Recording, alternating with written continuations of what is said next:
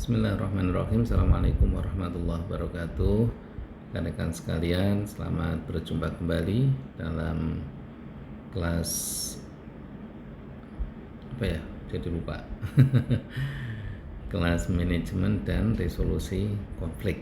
Ya, minggu lalu kita sudah di pertemuan ke-9 dan semoga kita selalu tetap semangat di dalam kuliah, dan tentu menjelang semester akhir lah Anda harus mulai fokus ya di dalam penyelesaian studi akhir. Nah, semoga mata kuliah ini bisa sedikit membantu ya, minimal wacana atau syukur-syukur bisa menjadi bagian penting di dalam tugas akhir Anda. Topik yang ke-10 ya, atau pada pertemuan kita yang ke-10 ini adalah tentang settling konflik atau menyelesaikan konflik melalui negosiasi atau dan ya, non negosiasi yang sangat berarti ya, atau hal-hal yang sangat berarti di dalam negosiasi dan non negosiasi di dalam menyelesaikan masalah konflik. Nah, gitu ya. Jadi selalu kita atau saya sampaikan juga ya, bahwa dunia ini ya, dalam pandangan orang-orang realis adalah penuh dengan anarki ya. Jadi kalau dunia ini penuh dengan anarki, berarti artinya dunia ini ada banyak konflik ya. Banyak sekali lah cara cari contohnya. Dan ya, sebagai orang yang berpandangan positif, beriman, bertakwa, kalau ada konflik perlu disampaikan, perlu diselesaikan ya. Itu yang juga selalu saya sampaikan ya di dalam beberapa perkuliahan. Kalau ada konflik ya perlu diselesaikan. Nah, di dalam penyelesaian konflik melalui negosiasi atau non negosiasi itu, kita move ke slide berikutnya. Ada istilah ini ya, rekan-rekan perhatikan, konstruktif konflik ya. Ada konflik yang konstruktif ya, bukan berarti konflik yang dibangun ya, konflik yang disusun, bukan ya. Nah, nanti Anda boleh mencari info lain. Lawan dari konstruktif konflik adalah dekonstruktif konflik ya, ini lawannya. Nah, maksud dari konstruktif konflik itu adalah konflik yang terjadi karena adanya perbedaan ide, perbedaan tujuan, perbedaan gagasan ya, perbedaan interest gitu ya. Jadi karena hal-hal tersebut, maka sekelompok orang ya, etnis atau bahkan negara, mereka terlibat dalam konflik gitu. Nah, sebaliknya kalau dekonstruktif konflik itu bukan karena perbedaan itu yang membuat mereka konflik, tetapi karena memang ada apa istilahnya itu ya, ada single strike gitu. Jadi memang ada serangan yang oleh satu negara gitu ya, atau satu etnik, artinya levelnya apa gitu. Jadi bukan karena perbedaan antara dua kelompok ini tadi ya, kemudian konflik, tetapi memang karena satu pihak ini mau berkonflik. Nah, itulah dekonstruktif. Oke. We do not want to discuss dekonstruktif. Kita tidak mau diskusikan masalah yang ini dekonstruktif, tapi yang kita bahas itu adalah pada pertemuan kali ini adalah yang konstruktif konflik ini, karena hampir semua konflik-konflik di negara hanya sedikit sekali yang itu adalah dekonstruktif. Rata-rata konflik konstruktif. Nah, bagaimana penyelesaiannya? Karena adanya perbedaan tadi itu ya, jadi kan kalau orang itu ada perbedaan itu mesti dia memahami apa yang ada pada dia dan apa yang ada di pihak lawannya, dan mengapa dia berbeda gitu ya. Nah, karena alamiahnya yang tadi itu ya, pemahaman dari masing-masing pihak, maka untuk resolusinya ya, untuk penanganannya, perdamaiannya sebenarnya bisa ya relatif mudah dengan cara tadi itu ya, negosiasi dalam judul atau non negosiasi. Nah, apa yang ada di dalam cara atau model penyelesaian negosiasi atau non negosiasi itu ada engagement ya. Jadi saling mengenal, saling memahami, saling berinteraksi gitu ya. Nah, sini direct interaction. Ya, jadi harus ada itu, ada dialog ya gitu ya.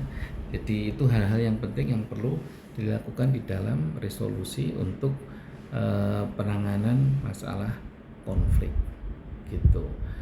Nah, kemudian kalau sudah ada cara-cara ini tadi ya, engagement, direct interaction, dialog gitu ya.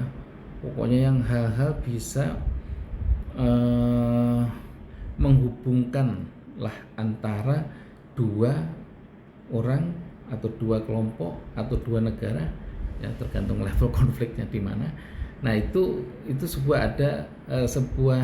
sudah ada sebuah usahanya gitu ya. Nah, kemudian ada hal yang lain, tetapi ya, yet tidak semua konflik, not all conflict settlement, tidak semua penyelesaian konflik itu dipandang sebagai biasanya oleh satu pihak atau pihak lainnya gitu ya, sebagai sesuatu yang terbuka ya, atau bisa mendapatkan manfaat secara mutual. Artinya dua-duanya itu mendapatkan manfaat yang sama gitulah ya, di dalam resolusinya nanti gitu. Bisa Pak, kadang ada yang mendapat, dua-duanya mendapat manfaat, nanti ada di dalam slide berikutnya ya, ada nanti di dalam modelnya seperti apa. Tetapi rata-rata di dalam penyelesaian konflik itu mesti ada satu di antara dua yang berkonflik, apalagi kalau ada 3 partai atau 4 partai ya, mesti ada sesuatu yang disurrender, sesuatu yang dikorbankan, sesuatu yang diserahkan gitu. Atau dalam bahasa lainnya itu pasti sesuatu, ada satu kelompok yang menang, ada satu kelompok yang kalah, atau sebaliknya, ada kelompok yang kalah, tentu ada kelompok yang menang. Nah, seperti itu ya. Nah, itu di dalam kealamiahan ya, penyelesaian dalam sebuah masalah seperti itu. Oke, next slide. Nah, ini ada variasinya ya. Jadi model-model di dalam hasil akhir ya, outcome ini, hasil akhir dalam sebuah penyelesaian settlement. Partisan in a fight usually think about the conflict as ending a victory. Nah, ini yang tadi saya sampaikan ya. Jadi masing-masing dari yang berselisih itu, masing-masing dari yang berkonflik itu pasti mereka berpikir sama ya. Konflik ini diakhiri ya, kemudian dia akan sebagai pemenang gitu ya. Tidak mungkin dia mau saya yang kalah, tidak apa-apa, tidak mungkin seperti itu ya. Jadi dua-duanya akan berbicara enggak, berarti saya yang menang. Yang pihak berlawanan dengan dia, berkonflik dengan dia juga berpikir enggak, saya yang menang. Dan itu enggak mungkin ya, maksudnya dua orang berkonflik, dua-duanya dalam menyelesaikan masalah itu menang ya. Saya katakan ini tidak win-win solution ya, nanti kita akan bahas yang itu di slide berikutnya ya. Tapi itu dua-duanya kalah juga tentu tidak, tetapi selalu mengatakan saya yang menang ya, di pihak pertama. Pihak yang lainnya yang konflik, dia mengatakan juga saya juga menang gitu. Nah, itu kemudian ada bagaimana dia sebenarnya kalah, tetapi untuk menyelamatkan muka ya, seolah-olah dia juga menang. Nah, itu juga bisa, itu nanti tergantung modelnya gitu ya. Ini yang disampaikan di dalam variasi outcome ini. Indeed, ya sungguh, that is what parties themselves often proclaims ya after a fight. Jadi tadi seperti yang saya sampaikan, jadi biasanya begitu, setelah konflik itu berakhir, setelah konflik itu bisa diselesaikan, mesti dua-duanya akan mengatakan itu, saya lah menang ya. Pihak yang lain juga berkata saya yang menang, seperti itu. Nah, itu yang mungkin terjadi di dalam sebuah penyelesaian ya, atau resolusi konflik gitu. Nah, lalu apa yang sebenarnya terjadi ya, maksudnya apakah situasi yang semacam itu tadi, dua-duanya mengklaim menang ya. Kalau dua-duanya mengklaim kalah kayaknya nggak ada ya, dan nggak pernah ada itu. Oh ya, dalam konflik ini saya merasa kalah dan oke, saya terima kekalahan itu. Waduh, itu luar biasa kalau bisa terjadi, tapi nampaknya nggak pernah ada. Yang ada mesti saya lah menang, ya saya lah yang menang, seperti itu. Oke, nah itu bisa dijawab di sini. Ya. Jadi di dalam resolusi ini ya, di dalam sebuah negosiasi ataupun non negosiasi ya, distribusi dari situasi ya, distribution of gain and losses ya, distribusi dari yang menang atau yang kalah itu ya, untuk modelnya seperti yang ada di dalam charts ini. Nah, adversaries ya, pihak-pihak yang bermusuhan itu often ya sering melihat atau memandang bahwa penyelesaian atau outcome dari sebuah pertempuran itu, dari sebuah perselisihan itu ya, di dalam hal mendapatkan kemenangannya itu ya, itu mesti relatif. Jadi relatif dia di sisi yang menang ya. Di pihak lain tentu ketika dia mengatakan satu pihak itu dirinya yang menang, maka yang pihak lain akan membayarnya itu ya, dengan kata lain dia adalah yang pihak kalah gitu.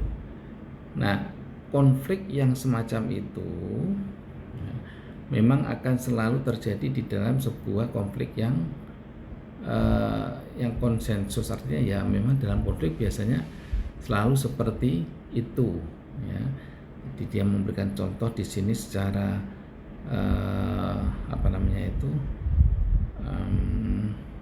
secara kasat mata gitu.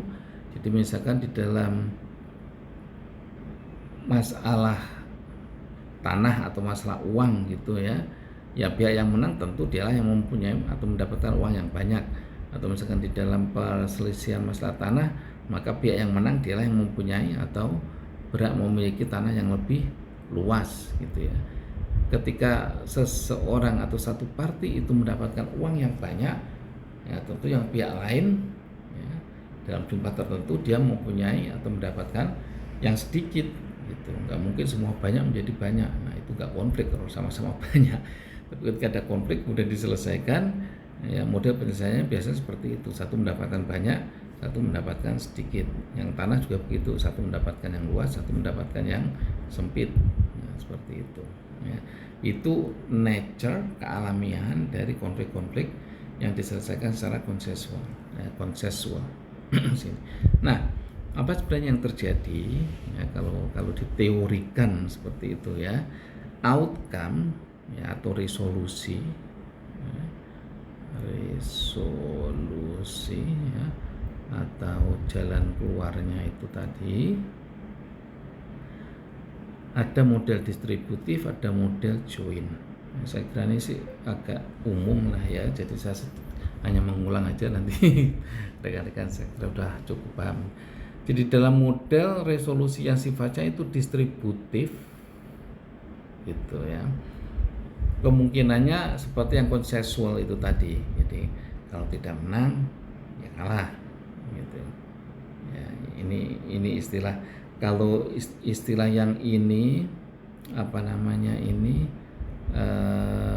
terminologi ya, istilah itu yang saya maksud terminologi ini lebih sifat ke material ya. Jadi menang kalah itu apa istilahnya ya, sorry, bukannya material, lebih ke arah emosi lah ya. Sebentar. Ininya kurang besar. Lebih ke arah emosional. Jadi lebih bersifat psikis ya, psikis.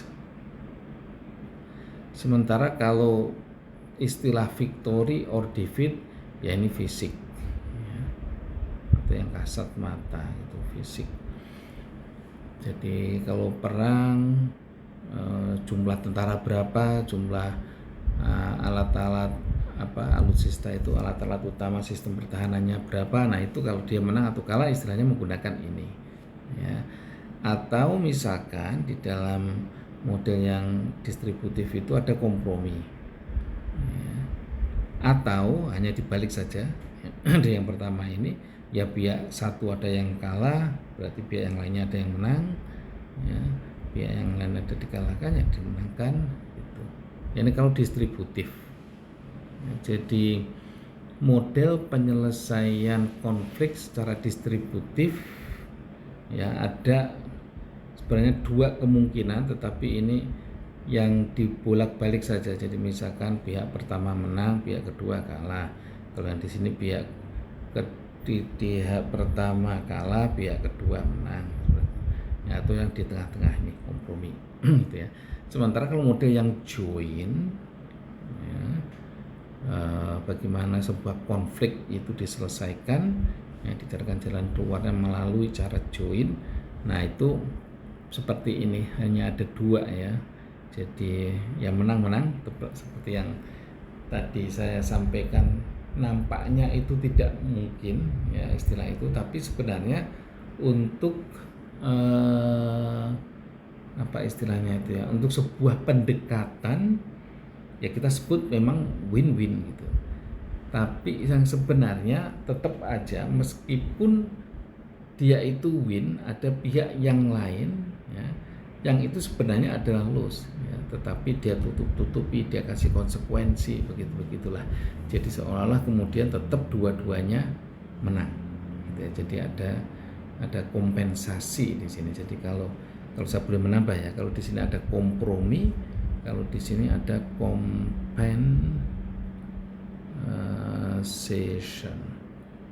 Jadi ada kompensasi. Nah kompensasi inilah yang kemudian bisa pihak yang lainnya itu merasa tidak dikalahkan, berarti dia menang. Atau yang di sini ya merasa lose ya, sebenarnya juga nggak ada, meski kalau ada lose mesti ada win gitu. Di sini juga kalau ada win mestinya juga ada lose ya, seperti yang di sini ya. Tetapi dalam model join itu maksudnya ini sebuah cara saja, pintar-pintarnya bagaimana konflik itu bisa diselesaikan ya. Nah ini bisa jadi juga sama memakai kompensasi. Nah kompensasi inilah yang menjadikan seseorang atau sekelompok orang atau sebuah negara itu tidak kehilangan, betul-betul merasa kalah gitu. Nah udahlah kita dua-duanya sebenarnya kalah gitu.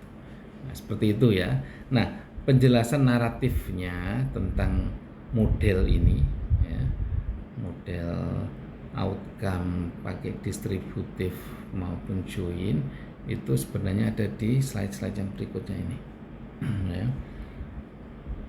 Jadi join damage and benefit, kemudian damage, benefit gitu ya. Jadi intinya misalkan seperti ini, saya ambilkan yang dimaksud dengan join damage and benefit itu adalah Anda terjemahkannya mulai dari sini. However ya, meskipun demikian the settlement ya, penyelesaian masalah itu atau pencarian jalan keluar maybe more or less, mungkin lebih atau kurang ya, mutually damaging ya, or mutually beneficial ya. Jadi kira-kira kurang lebih gitu ya, rusaknya sama-sama rusak ya, atau mungkin kalau mereka mengatakan dirinya sama-sama menang, dua-duanya menang ya, benefitnya, manfaatnya itu dua-duanya mereka juga sedikit banyak mereka dapatkan, seperti itu ya. Kemudian not simply ya, tidak secara sederhana, in addictive sense ya, tidak apa ya, tidak secara